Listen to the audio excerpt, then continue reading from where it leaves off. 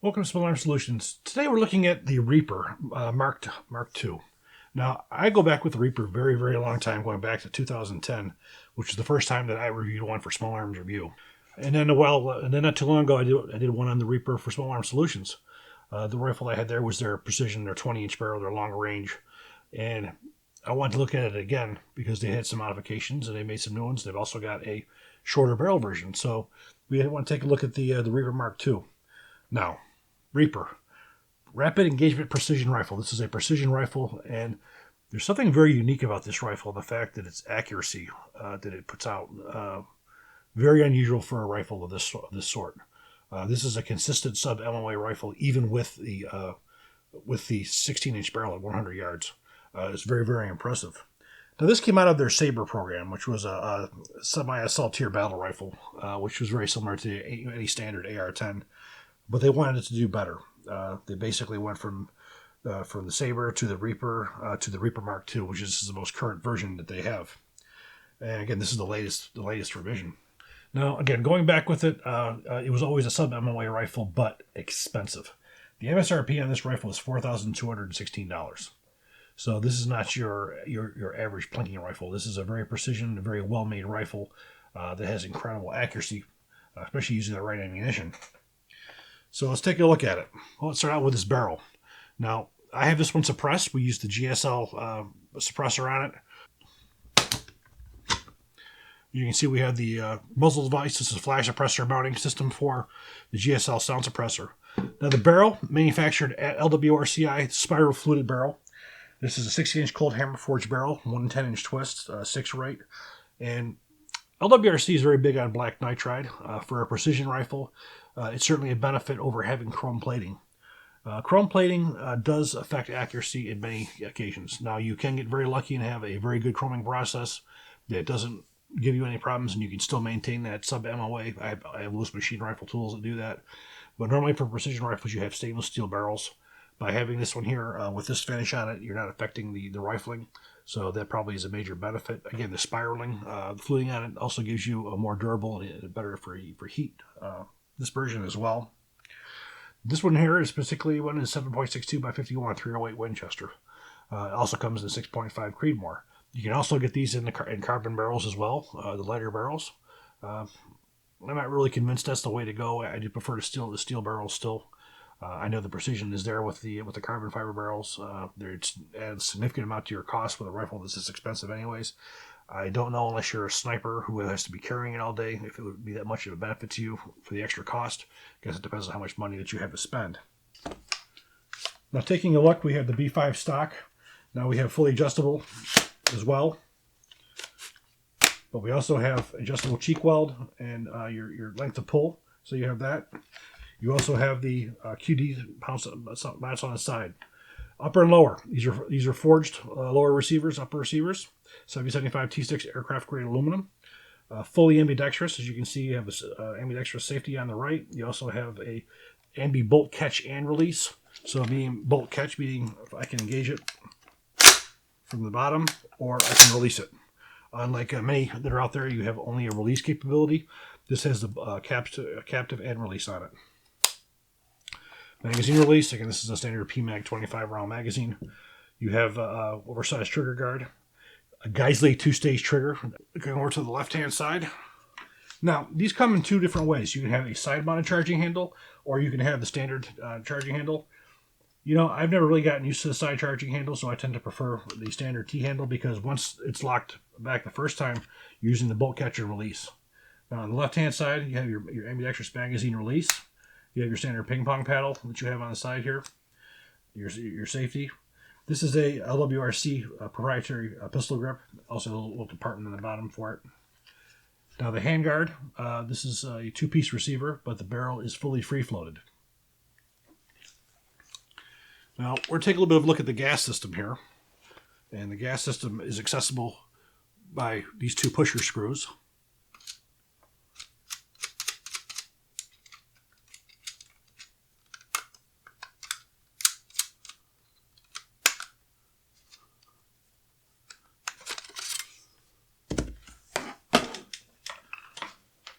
Now we can see our gas system. Now this is one of the newer features on here is their fully adjustable gas system. This is an 18 position fully adjustable gas valve. Now for a sniper rifle, this is an excellent thing to have to lower your recoil, but also you want to make sure that you're using the same kind of ammunition. With this one here, it is numbered on here, so if you were to have suppressed and unsuppressed, you would be able to know what your two numbers are for your fully adjustment. Now to adjust this, basically you would just take a bullet tip, stick it in there, and that will give you your adjustments. And you have a 3-piece gas system on here, which we're going to take the rifle fully apart, and we'll take apart the gas system so you can take a look. So like any AR-10, you're going to pop your front and rear takedown pins.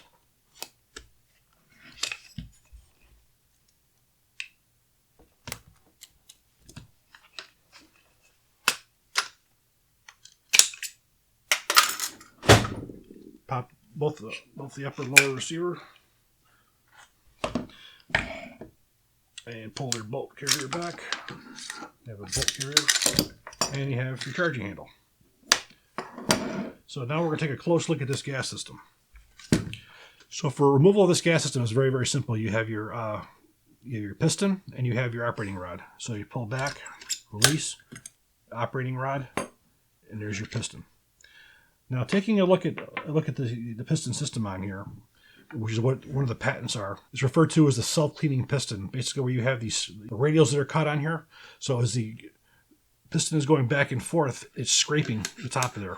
What that's doing is that's getting all the keeping it clean, it's getting all the carbon off of the spigot that you see on here. But you can still see there's some on there, but that's part of the patent on here. So you have a very, very simple gas system. And as you can see, this barrel is fully free-floated, the way this handguard attaches to the bottom of the upper receiver. You also have anodizing here, which is a grayish black finish. These come in very different finishes as well. I prefer black, so when I call for my request for a T&E, I ask for a black one.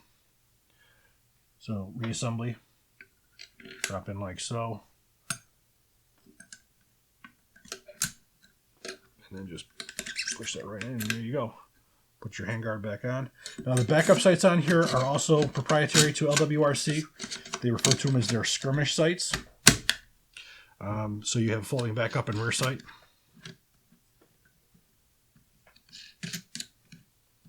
Normally I would tighten these down with a screwdriver. We'll have to do that later.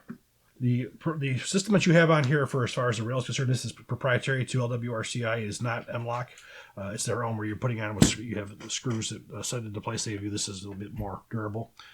You can see we have rails in the front. We have the mag pull bipod on here. Looking at the bolt carrier, you have a 1-piece carrier, as you can see on here.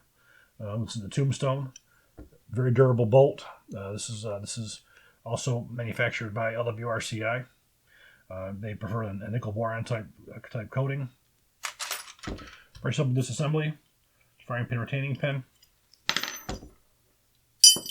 There's your firing pin. Pop out your cam pin. Pop out your bolt. There you go. Now, as you can see, this is a little bit dirty. Well, the reason why this is dirty is because we're using this sound suppressor on it. That blows all that garbage right in the back. If this one was not used suppressed, this would be pretty much clean. But again, you are putting that dirt back into the gun by using a sound suppressor. So there you go. This one's even got gas rings on it too. I got the gas rings to serve no purpose other than to hold it in, hold it and align it easier for you to reassemble it. So reassembly will make sure that your extractor is at the 3 o'clock position.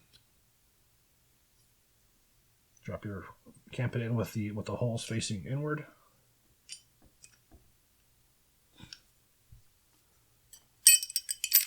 Drop in your firing pin.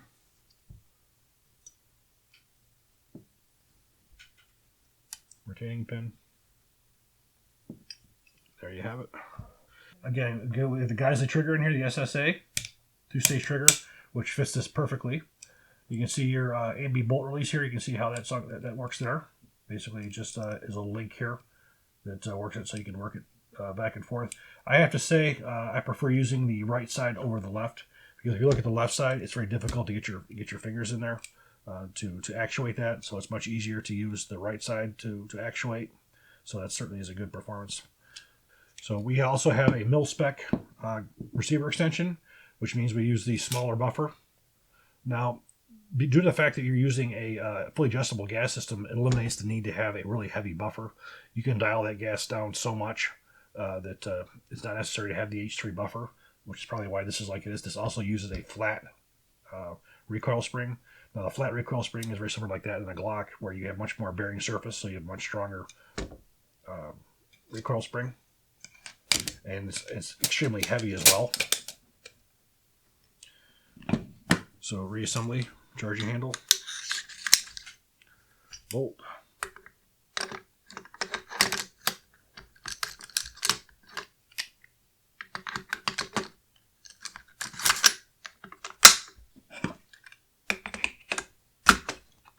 The scope that I chose here is a Primary Arms GLX 2.5 to 10 power scope. Now, this is an excellent scope for this rifle for as far as the distances that it'd be engaging in. So 30mm objective, you have the fully adjustable turrets on here that are really, really nice for as far as your fine adjustments. It's also illuminated. Also utilizing a Primary Arms scope mount on here. The sound suppressor I'm using is the GSL multi-cal. This will go anywhere from 5.56, well actually 22 caliber up to 300 Win Mag. The reason why I got really interested in this cam was because this was the one that was adopted by the Estonian military with the LMT rifles for both 5.56 and 7.62, so I thought I want to give one a try. Just interestingly enough, the gentleman who owns this company was very much involved in most of the designs that came out of Gemtech. He went out on his own. But the can that I'm using here is a GSL multi-cal, and generally they say 5.56 and 7.62, but again, it goes to that full range up to 300 Win Mag. And it uses a QD flash hider.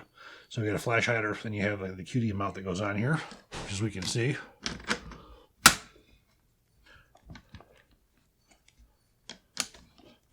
There we go. Now it's basically what it drops down is about 32 decibels. It's a black Cerakote. This is a 1/2 by 28. It also comes with a scope mount for the 30 caliber, which is 5/8 by 24.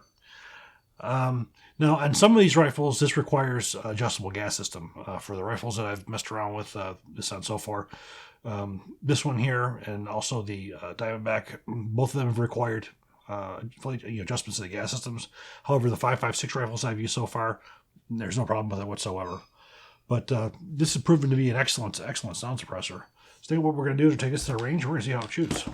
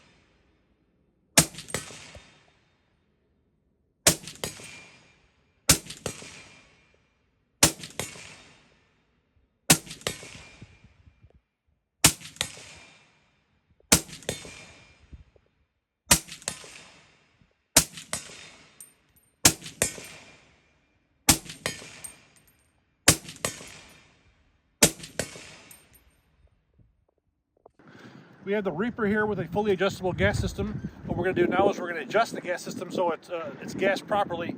We're going to start off doing it without a suppressor. We're starting off on setting 0, which should give us no gas at all. Then we're going to go up in increments of 2 until we can get reliable the bolt plug back in the last shot. So position 0.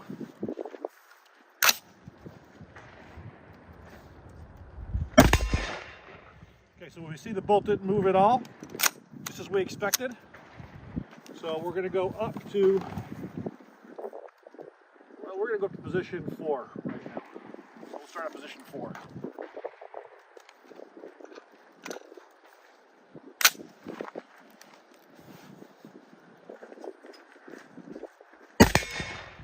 So we still didn't get to lock back in the last shot, or to extract or eject.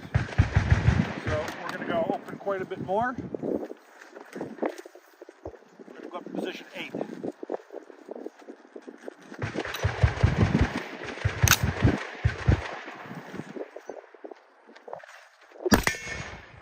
So even at position 8, we're still not going to get to lock back. So now we're going to go to position 12.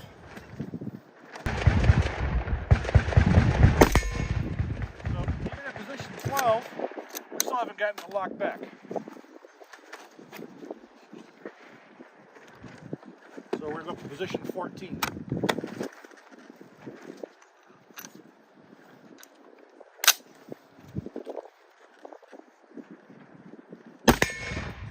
Okay, we finally got it to lock back. So what we're going to do now is we're going to test to make sure that is the position so we have reliable feeding.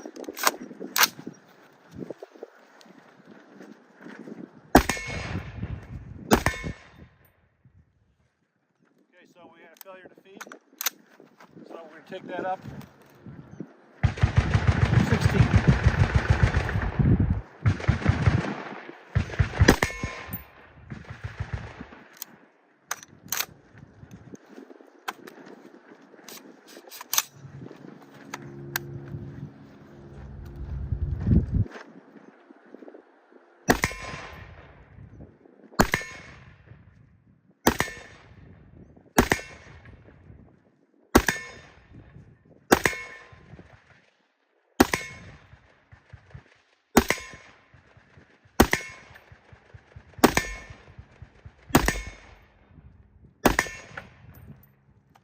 Well, as to be expected, sub-MOA. Now, we put about 300 rounds through this thing, including Black Hills 168 grain OTM tipped, also 175 grain OTM tipped, and we had some SIG 175 grain and 168 grain OTMs, Remington 168 grain OTM, as well as the SIG 150 grain full metal jacket. So again, we put a good variety of types of ammunition through this thing. My best group was 0.78 inches with Black Hills 175 grain OTM. Now, again, I'm not a bench press shooter, but for me, 0.78 inches is pretty damn good on any day of the week. This rifle consistently shot under 1 MOA. Most of the time we were shooting at our challenge targets. Again, if you guys are interested in shooting steel, challenge targets are excellent targets. You can even save yourself some money with using SAS as a code. You get 10% off anything on their website. It's a lot more fun than shooting at paper, but again, we want to see how consistent the gun is, so we go on paper, and again, 0.78 inches, which is excellent. Now, is this rifle for everybody? Probably not because of the price point. With the optic and the suppressor on here, you're probably looking close to $6,000. So this is an extremely expensive rifle for the most serious shooter. It really, for as far as external piston guns go, they generally are more accurate than these external piston guns. However, what LWRC has done to this gun has been incredible for as far as their precision. I've worked with a company in the past. I've seen their manufacturing facility, which is absolutely incredible. Their manufacturing is probably second to none. I have to say one of the most impressive things I saw was their use of fixtures. The fixtures basically makes it so you do things the same way every time, which is how you get your consistency. They probably use more fixtures there than anybody. You could have a freaking Mkii could go in there and build these rifles because the way the fixtures are set up, there's only one way to do things. But the company is very reputable. They've had contracts all over the world. This rifle is, again, for any kind of a sniper or precision marksman, this is well a 600 to 800 yard gun. And I'm sure somebody who knows what they're doing can probably take it out to 1,000 yards. you look at the barrel lengths, 16 versus 20, what more are you getting? For the most part, these days with modern propellants, I don't think you're really getting that much of a benefit with a 20-inch barrel. Your modern propellants generally burn up within 18 inches. Actually, to me, the ideal barrel length is 18. I'd love to see these come out with an 18-inch barrel instead of a 16. I think 18 is probably the best that's available. But for the 16-inch barrel, I don't think there's anything that you would really do that the 20-inch barrel will give you any kind of a benefit. So overall, I really like this gun. Again, the price point is really up there, but it's right up there for as far as quality with the SR25 and the LMT Mars, and of course, the other ones that are custom built. So we do hope you do enjoy this video. Also for this gun, if you're looking for a 30 caliber cleaning kit, we do have 50% off of Otis cleaning kits. So if you go to their website and use our code SAS15, you can get 50% off of any kit that they want. For as far as these are concerned, they have excellent 762 kits that will take care of this thing in a heartbeat. So there's law enforcement lines, military lines, so various price ranges, but the best cleaning kits in the world, absolutely. So again, we hope you enjoy this video. If you do, please click like, please subscribe, and even better, share. Thank you.